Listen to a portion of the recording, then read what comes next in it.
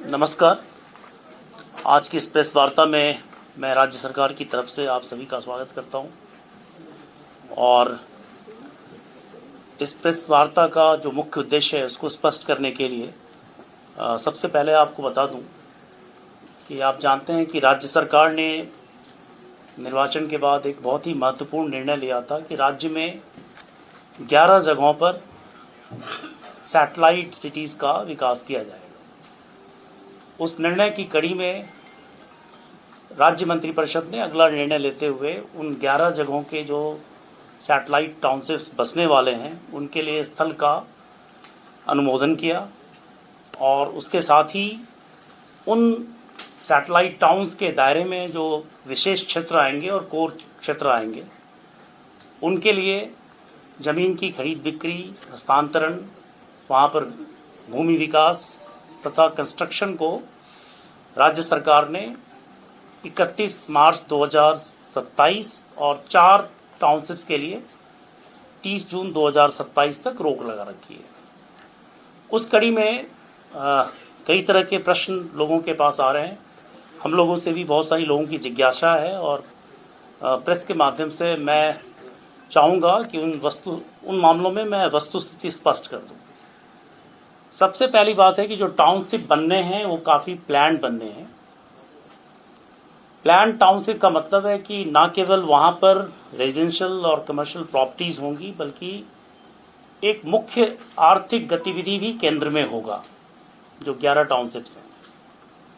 और इसलिए सिर्फ टाउनशिप का विकास ही नहीं होगा, वहाँ पर जो इकॉनमी है उसको एक स्ट्रक्चरल शिफ्ट मिलेगा। जो कृषि आधारित इकॉनमी है उसकी जगह पर वहाँ पर सेकेंडरी और टर्सरी सेक्टर्स के जो जॉब्स हैं उनकी अपॉर्चुनिटीज़ बढ़ेगी। उस क्षेत्र के लोगों के लिए रोज़गार बढ़ेंगे और आमतौर पर जब स्ट्रक्चरल इकोनॉमिक शिफ्ट होता है तो फिर प्रति व्यक्ति आय में भी वृद्धि होती है। दूसरी बड़ी बात है कि हम इस यात्रा में किसी को छोड़ नहीं रहे हैं।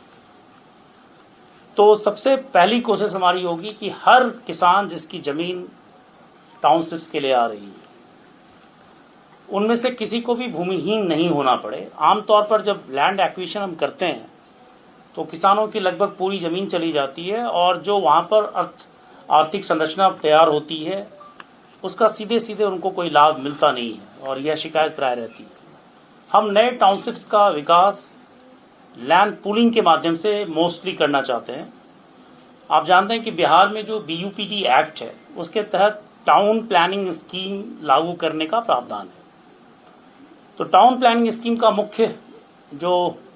उसकी मुख्य बातें वो ये हैं कि सबसे पहले हम एक प्रारूप प्रकाशित करेंगे एक टाउन प्लानिंग स्कीम की मैप के साथ और समाचार पत्रों में उसका प्रकाशन होगा और एक पूरा लीगल फ्रेमवर्क है। उस प्रारूप प्रकाशन में हम आपत्तियां भी मांगते हैं और सहमति भी मांगते हैं। मुख्य बात यह है कि जब टाउन प्लानिंग स्कीम में किसान अपनी ज़मीन देंगे तो कम से कम 55% ज़मीन हम उनको वापस करेंगे डेवलप करके। अभी क्या हो रहा है कि जो गांव या शहर बसते हैं बेतरतीब बसते हैं, तो किसी को सड़क मिलती है किसी को नहीं मिलती, कहीं तक बिजली का खंभा जाता कहीं नहीं जाता, कहीं नाली बनती कहीं नहीं बनती। तो बेसिकली अभी जो है एक किस्मत जैसी लॉटरी जैसी चीज़ होती है कि अगर आपकी ज़मीन सड़क के किनारे है तो आपकी ज़मीन की कीमत बहुत होगी, आपकी ज़मीन अगर पीछे है तो उसकी कीमत नहीं होगी। टाउन प्लानिंग स्कीम में जब लैंड पूलिंग होगी तो हम इस लॉटरी सिस्टम को या किस्मत को ख़त्म कर रहे हैं। हर एक प्लॉट के साथ सड़क, ड्रेनेज, सीवरेज और बिजली के कनेक्शन कंपल्सरली दिए जाएंगे। साथ ही जब डेवलप प्लॉट होगा तो उसका 55% उसी भूमि मालिक को लौटाया जाएगा जिसकी ज़मीन ली गई है। मोटे तौर पर आम तौर पर ज़मीन की जो दरें बढ़ती हैं ऐसे इलाकों में जहाँ पर हमारे टाउनशिप प्लान आ रहे हैं तो ज़मीन की कीमत लगभग 7-8 गुना हुई है पिछले 4-5 वर्षों में। हम जब सैटेलाइट सिटी बसा रहे हैं तो कम से कम ज़मीन की कीमत 10 गुना से ज़्यादा होगी। अगर आज किसी की ज़मीन 1 लाख रुपए की है और अगर हम लैंड एक्विजिशन में लेते हैं तो आमतौर पर 4 लाख रुपए उसको देते हैं। कुछ और भी उनके साथ सुविधाएं हैं बट जो लैंड एक्विजिशन के प्रोसीजर हैं उसके हिसाब से करीब 4 गुना देते हैं, तो 4 लाख रुपए के आसपास उनको हम देते हैं। और कुछ और भी सपोर्ट हैं जैसे कुछ अलाउंसेस वगैरह हैं वो देते हैं। जब हम लैंड पूलिंग करेंगे तो एक ज़मीन की कीमत कम से कम 10 गुना बढ़ेगी, कम से कम 10 गुना बढ़ेगी। और जैसे पुनपुन जो सैटेलाइट सिटी हमारा पुनपुन के पास आने वाला है, उसकी कीमत में कम से कम 20 गुना इजाफा होगा।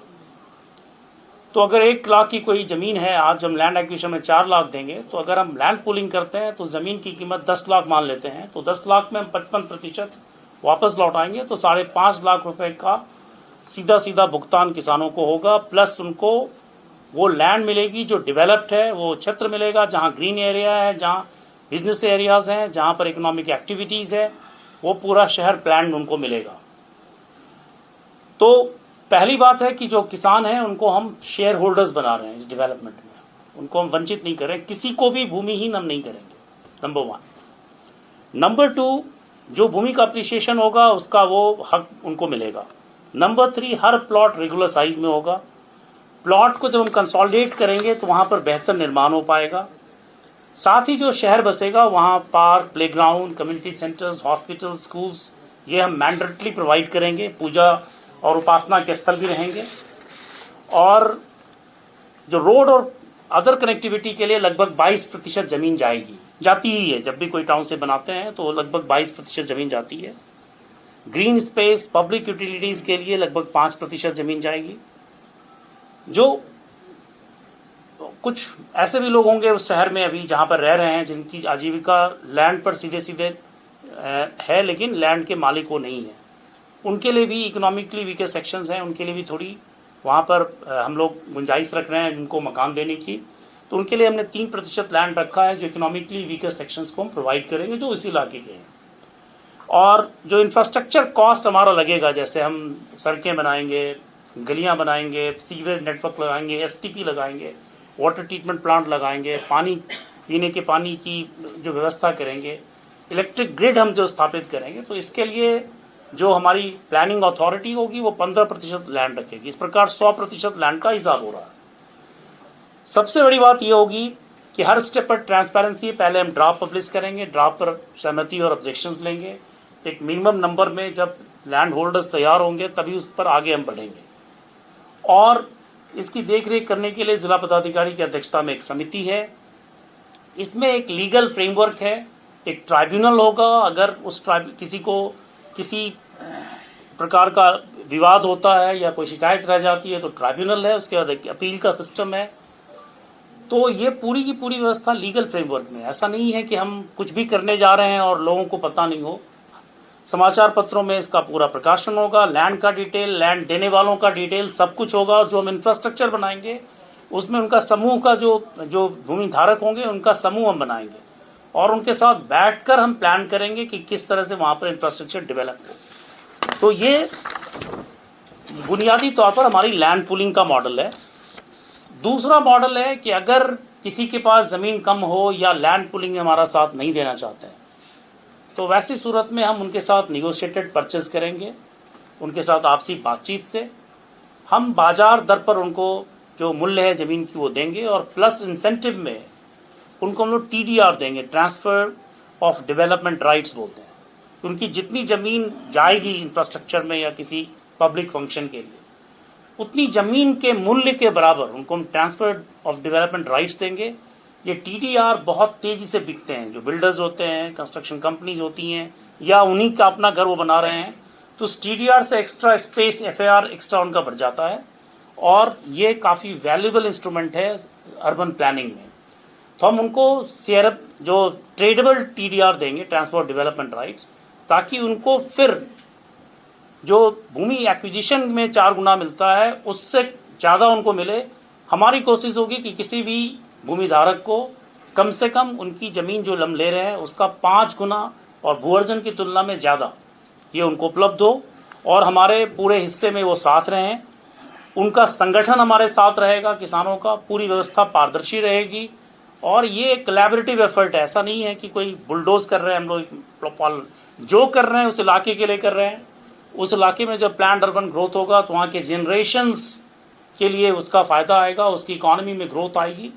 और जो प्राइमरी सेक्टर की इकॉनमी है खेती की बेसिकली, सेकेंडरी और tertiary sector, manufacturing, services sector, इसके अलावा राज्य सरकार ने हर 11 टाउनशिप के लिए कुछ ना कुछ सोच रखा है।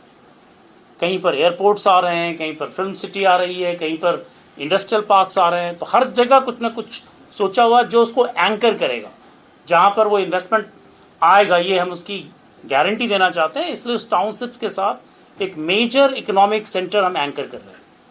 तो काफ़ी विस्तार से इस पर काम कर रहे हैं। राज्य सरकार में काफ़ी सोच विचार चल रहा है, काफ़ी एक्सटेंसिव कंसल्टेशन हम लोग कर रहे हैं। इसमें हमारे साथ वर्ल्ड बैंक की टीम है, जो देश के जाने माने विशेषज्ञ हैं, और यूनिवर्सिटीज़ काम कर रही हैं, एकेडमिक्स हैं, प्लस जो स्पेशलिस्ट हैं उनका भी सहयोग हम ले रहे हैं।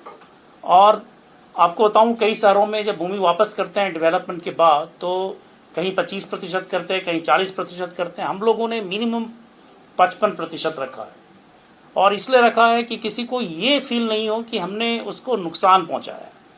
इनफैक्ट मैं बताना चाहता हूं कि अभी जिनके पास ज़मीन है, किसानों के पास, अभी जो हमने फीस लगाई है, राज्य सरकार ने खरीद बिक्री पर रोक लगाई, ये उनके हित में है, ताकि उनकी ज़मीन औने पौने दाम पर कोई खरीदे नहीं, और हमारे लिए डेवलपमेंट मुश्किल हो जाएगा कि जितने ज़्यादा ट्रांसफर्स ट्रांजैक्शंस होंगे, हमारे लिए वो डेवलपमेंट मुश्किल होगा। आप जानते हैं, कंस्ट्रक्शन शुरू होता है बेतरतीब और कोई प्लानिंग नहीं होती है, फिर वो शहर नरक बन जाता है, और हम लोग इसको अच्छी तरह जानते हैं। तो अब समय आया है कि बिहार में एक ऐसी व्यवस्था हो कि प्लान्ड और बिल्कुल सिस्टमैटिकली हम शहरों का विकास करें। जो टाउनशिप्स में आए उनके साथ इकोनॉमिक एंकरिंग हो, ताकि वहाँ रोजगार सृजन हो, और जो आर्थिक अर्थव्यवस्था है वहाँ की, जो स्थानीय अर्थव्यवस्था है, उस अर्थव्यवस्था को बल मिले। तो इस पूरी बुनियादी सोच के साथ ये आई है, और काफ़ी सोच विचार कर हम लोग इसमें कदम बढ़ा रहे हैं। राज्य सरकार की तरफ से मैं आश्वस्त करूँगा कि इसमें पूरी ट्रांसपेरेंसी होगी, फेयरनेस होगा, किसी प्रकार की इंजस्टिस किसी साथ नहीं होगी। हम कुछ भी करेंगे वो लीगली साउंड फ्रेमवर्क में करेंगे। और इसलिए आप देख रहे होंगे कि हम लोगों ने पहले राज्य मंत्रिपरिषद का पहला निर्णय था कि 11 सैटेलाइट सिटीज़ बसाएंगे। उसके बाद हम लोगों ने काफ़ी एक्सटेंसिव रिसर्च के बाद ऐसे एरियाज़ को चुना है जहाँ फ्लड की शिकायत कम से कम हो, खुली हुई जगह उपलब्ध हो, जहाँ पर अभी वहाँ के जो निकटवर्ती शहर हैं वहाँ से जाने में आधे घंटे का टाइम हो। जो राष्ट्रीय बहुत सारी परियोजनाएं आ रही हैं, हाई स्पीड कॉरिडोर्स की, एक्सेस कंट्रोल हाईवेज़ की, एक्सप्रेसवेज की, उसको हम लीवरेज करें। साथ ही जो राज्य सरकार की अपनी योजनाएं हैं उसको भी हम लोग लीवरेज करें, और उसको इस तरह से हम बनाएं कि हर एक सैटेलाइट सिटी के साथ एक मजबूत आर्थिक बुनियाद हो। तो इस सोच के साथ हम लोगों ने ये सैटेलाइट टाउनशिप्स की तरफ कदम रखे हैं। आगे आने वाले दिनों में हम और भी आपको साझा करेंगे। इनफैक्ट हर एक स्कीम आपके साथ लाई जाएगी, और हम आपको पूरी जानकारी देंगे, ताकि इसके बारे में किसी प्रकार की भ्रांति, गलतफहमी वगैरह नहीं हो।